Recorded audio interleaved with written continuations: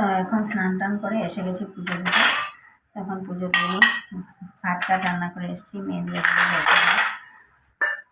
তো এখন পুজো দিতে এসেছি ঠাকুরের কাছে পুজো দিয়ে তারপরে আবার আসছি দুপুরে রান্না দেখাতে। তো চলো দেখতে থাকো আর সঙ্গে থাকো।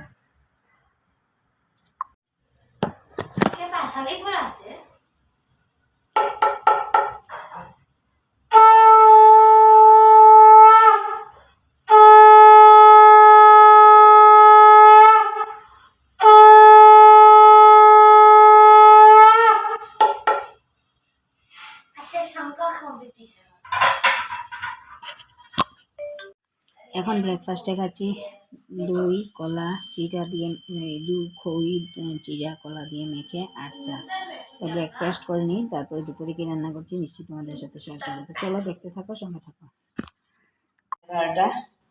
তাই এখন রান্নার আয়োজন করলাম। আজকে কোনো মাছ পাইনি, তার জন্য ডাল এবং মুসুর ডাল, এখানে শুটকি ভিজিয়েছি, শুটকির তরকারি, আর হবে পটল দিয়ে আলু দিয়ে গোবিন্দভোগ চাল দিয়ে তরকারি, আর আলু কুচি কুচি করে কেটেছি। এটা হবে রাত্রের জন্য, ডিম ঝুড়া করে এটা কৌড়ার মতো, আর শুটকির জন্য আলু।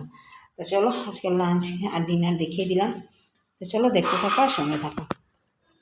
তো আজকে রাত্রে ডিনারে কী আছে দেখা। এখানে আলু কুচি কুচি করে ডিম ঝুড়া করে একটা ভাজা করে নিয়েছি, আর এখানে হচ্ছে ডাল। আজকে রাত্রে ডিনার মেনু। তো শেষ করছি কিচেন থেকে।